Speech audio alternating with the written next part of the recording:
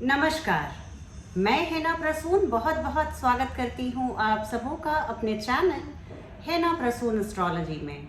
ज्योतिष के इस नए कार्यक्रम में आप सबों का स्वागत है और आइए जानते हैं आज के नए कार्यक्रम में नया क्या है। हम यहाँ बात करने वाले हैं खुशियों की, प्रसन्नता की, मानसिक संतोष की।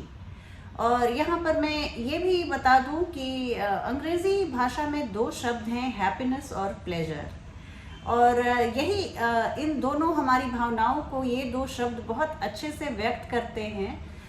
इस वीडियो में हम बात करने वाले हैं हैप्पीनेस की, ब्लिस की, आंतरिक प्रसन्नता की। इस कार्यक्रम को शुरू करूं उसके पहले मैं आप सबों से, अपने प्रिय दर्शकों से आग्रह करूंगी कि आपको मेरे चैनल के प्रोग्राम्स अच्छे लगते हैं, टॉपिक्स अच्छे लगते हैं, मैं जिन विषयों पर वीडियो बनाती हूँ वो विषय आपको पसंद हैं, तो आप हमारे चैनल को सब्सक्राइब करें और वीडियो को पसंद आने पर लाइक करें और वीडियो के लिंक को अपने फ्रेंड्स और फैमिली में शेयर करें। आइए पुनः बात शुरू करती हूँ खुशियों की। तो अंग्रेजी भाषा में जैसा मैं बता रही थी, दो शब्द अलग अलग हैं, हैप्पीनेस और प्लेजर। भौतिक अचीवमेंट, हमारी जो मटेरियल गेन्स हैं वो हमें प्लेजर देती हैं, उनका खुशियों से कोई लेना देना नहीं। खुशी किसी भी चीज़ पे आधारित नहीं है, किसी भी चीज़ पे निर्भर नहीं है। एस्ट्रोलॉजिकली हम इसी खुशी की बात कर रहे हैं। इस कार्यक्रम में हम वैसी प्रसन्नता की बात कर रहे हैं जो किसी चीज़ की मोहताज नहीं है, किसी व्यक्ति की मोहताज नहीं है, किसी सिचुएशन की मोहताज नहीं है। और कहा जाता है कि भगवान विष्णु आनंद कंद भगवान हैं जो हमेशा आनंद में रहते हैं। तो आइए हम भी उसी परमात्मा के अंश हैं और हम भी आनंद के सागर के एक छोटी सी बूंद हैं। ये कहते हैं कि बिकम हैप्पी, हम लोग कहते हैं बी हैप्पी, क्योंकि खुशियों में रहना, हमारी प्रसन्न रहना ही हमारी आंतरिक सुंदरता है। देखिए, हम आज एस्ट्रोलॉजिकली बात कर रहे हैं ज्योतिष जगत में प्रसन्नता को कैसे देखा जाता है। और जिस प्रसन्नता की हम अभी बात कर रहे हैं, जो किसी व्यक्ति विशेष, किसी सिचुएशन, किसी घटना, किसी उपलब्धि पर आधारित नहीं है, हम वैसी प्रसन्नता की बात कर रहे हैं। एक ऐसी प्रसन्नता जो हम मन में महसूस करते हैं, मन में जिसका हम अनुभव करते हैं, एक आंतरिक प्रसन्नता, मानसिक संतुष्टि और संतोष।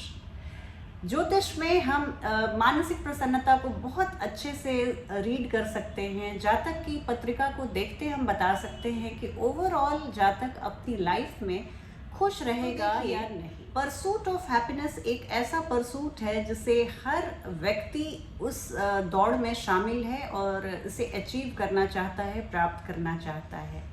यहाँ पे मैं आपको ये बताना चाहूँगी कि सभी व्यक्ति की खुशियों की परिभाषा अलग होती है और मैं व्यक्तिगत खुशियों की परिभाषा भले अलग हो, लेकिन देखें तो आत्मा का स्वरूप ही आनंद स्वरूप है। और यहाँ पर मैं ये बताना चाहूँगी कि चूँकि हमारी कार्मिक डेवलपमेंट्स अलग अलग होते हैं, इसलिए हम सबों का जीवन अलग अलग ढंग से चलता है, आगे बढ़ता है। यहाँ पर वन साइज फिट्स ऑल तो नहीं हो सकता, लेकिन फिर भी एक मोटे तौर पर जो ज्योतिष से हमें जानकारी मिलती है और ज्योतिष से जो हमें हेल्प मिलती है, उस आधार पर मैं बता सकती हूँ। को डिकोड करें तो चार चीज़ें मुख्यतः सामने आती हैं जिससे हमें पता लगता है कि जातक या जातिका अपने जीवन पर्यंत ओवरऑल खुश रह पाएगा या नहीं। पहला पॉइंट है वो हमारे पत्रिका में चंद्रमा का है। चंद्रमा मनसो जातक, चंद्रमा ही हमारे मन का द्योतक है, मन का कारक है। और ये प्रसन्नता जो है वो मानसिक होती है, मन से ही हम प्रसन्न या दुखी होते हैं। तो चंद्रमा की पोजीशन अगर आपकी कुंडली में बहुत अच्छी है, अनएफ्लिक्टेड है और किसी भी पाप प्रभाव में नहीं है, किसी भी मैलेफिक प्लैनेट्स के प्रभाव में नहीं है, एफ्लिक्शन नहीं है, शुभ ग्रहों की दृष्टि पड़ रही है, केम ध्रुव में नहीं है, चंद्रमा पाप मध्यस्थ में नहीं है, तो यकीन मानिए आप ओवरऑल अपने जीवन में एक प्रसन्न आत्मा के जैसे ही रहेंगे।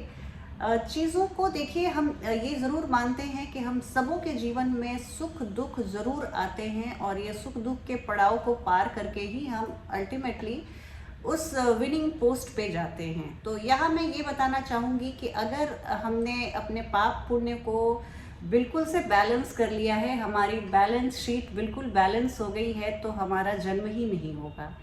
हम बहुत पुण्य करें तो भी हमें सुख भोगने के लिए परमात्मा इस धरती पर भेजेंगे, और हम पाप करें तो भी हमें नरक भोगने के लिए परमात्मा इस धरती पर भेजेंगे ही भेजेंगे। तो जब हम मानव शरीर में जन्म लिए हैं और इस धरती पे मृत्यु लोक पर आए हैं, तो इसका साफ मतलब है कि हमने अपने पिछले जन्मों में कुछ अच्छे कर्म और कुछ बुरे कर्म जरूर किए होंगे। तो उसी हिसाब से ये हमारी कुंडली बनती है। हमारे 9 ग्रह जो एक दिशा दिखाते हैं, एक कुंडली को दिशा देते हैं, ये इस बात का द्योतक है कि हमने अपने पिछले जन्मों में क्या क्या किया है। तो चंद्रमा अगर आपके बहुत अच्छे पोजीशन, आपने बहुत ही अच्छे कर्म किए हैं और आपको थोड़ा बहुत तो सुख दुख लगा ही रहेगा, बीमारियां छोटी मोटी लगी रहेंगी, लेकिन ओवरऑल आप अपने जीवन में खुश रहेंगे। दूसरा पॉइंट है कि अगर हमारी कुंडली में शुक्र की स्थिति ऐसी है कि वो भी पाप मध्यस्थ में नहीं है, पाप प्रभाव में नहीं है, शुक्र अकेले बहुत अच्छा फल देते हैं। और यहाँ पर मैं ये भी बताना चाहूँगी कि शुक्र अगर राहु केतु के एक्सिस पे नहीं है, आपके शुक्र अनएफ्लिक्टेड है, स्पार्कलिंग वीनस अगर आपकी कुंडली में है, तो यकीन मानिए ये आपको रिश्तों से बहुत खुशियाँ देंगे। आपको एक समाज में आपकी जो प्रसिद्धि रहेगी, आपको उससे बहुत आंतरिक प्रसन्नता मिलेगी। लोगों के लिए आपकी उपस्थिति बहुत ही अनुकूल प्रभाव देने वाली रहेंगी। और शुक्र अच्छे हों, अच्छे नक्षत्र में हो, तो यकीन मानिए जातक या जातिका जीवन पर्यंत खुश रहता है, प्रसन्न रहता है, संतुष्ट रहता है। इसके अलावा देखिए, एक बहुत बड़ी बात होती है कि हमारी खुशियाँ, हमारी तमाम उपलब्धियों के बाद अगर हमारे रिश्ते अच्छे नहीं हैं, हमारा वैवाहिक जीवन अच्छा नहीं है, हमारा बिजनेस पार्टनर या साझेदार या लाइफ पार्टनर, जीवन साथी से अनबन है, हमारी जो डोमेस्टिक लाइफ है अगर उसमें कलह की स्थिति बनी हुई है, तो व्यक्ति चाहे लाख कोशिश कर ले, उसकी मानसिक शांति भंग होकर ही रहेगी और उसे बहुत एक आंतरिक क्लेश और कलह का सामना हर दिन करना पड़ेगा।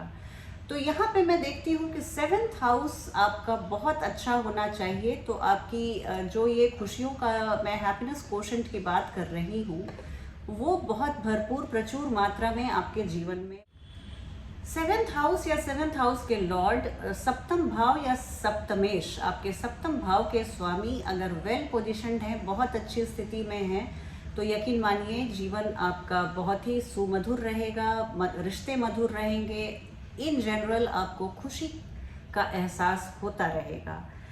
और ये भी है कि अगर सप्तम भाव में किसी भी तरह का पाप प्रभाव है, डिस्टॉर्शंस है, तो आपके जीवन में मैं देखती हूँ कि जीते जी एक नारकीय स्थिति बन सकती है। रेमेडीज और उपायों से भी इस तरह की समस्याओं पर हम बहुत हद तक काबू पा सकते हैं। अगर हमारा सप्तम भाव पाप प्रभाव में नहीं है, राहु केतु एक्सिस पे नहीं है, यहाँ सप्तमेश बहुत अच्छी स्थिति में है, उच्च के बने हुए हैं, तो राहु केतु एक्सिस होने के बाद भी आपके जीवन में परेशानियाँ, दुख और क्लेश आपको छू नहीं पाएंगे। इसके अलावा जो एक सबसे बड़ी चीज़ है कि एस्ट्रोलॉजिकल पीरियड बहुत इम्पॉर्टेंट रहता है। आपकी दशा, अंतरदशा और प्रत्यंतर दशा बहुत इम्पॉर्टेंट है। अगर आप एक अनुकूल अंतरदशा से गुजर रहे हैं, तो आप यकीन मानिए आपके जीवन में खुशियों की बहार रहेगी, मन आपका प्रसन्न रहेगा। अगर आपकी महादशा, अंतरदशा और प्रत्यंतर दशा फेवरेबल चल रही है, तो आपका मन प्रसन्न रहेगा, खुशियों से भरा हुआ रहेगा। लेकिन मैं इसके साथ आपको ये भी बताना चाहूँगी कि not to forget, you are the blacksmith of your own destiny, of your own happiness. You can change, your efforts can change each and everything. तो ऐसी कोई बात नहीं है। आपकी कुंडली में, आपके जन्म की पत्रिका में कुछ प्रतिकूलता हो भी, कुछ डिस्टॉर्शंस हो भी, तो आप अपने एफर्ट्स और अपने जिजीविषा से आप सब कुछ चेंज कर सकते हैं। और आप अपने कर्मठता पर सिर्फ विश्वास रखिए। एक छोटी सी वीडियो आपके लिए लाई थी, आप मुझे कमेंट करके ज़रूर बताइएगा आपको ये कार्यक्रम कैसा लगा। और बहुत जल्दी आपसे एक नई वीडियो में भेंट होगी। तब तक आप अपना ध्यान रखिए। जय हिंद, जय भारत।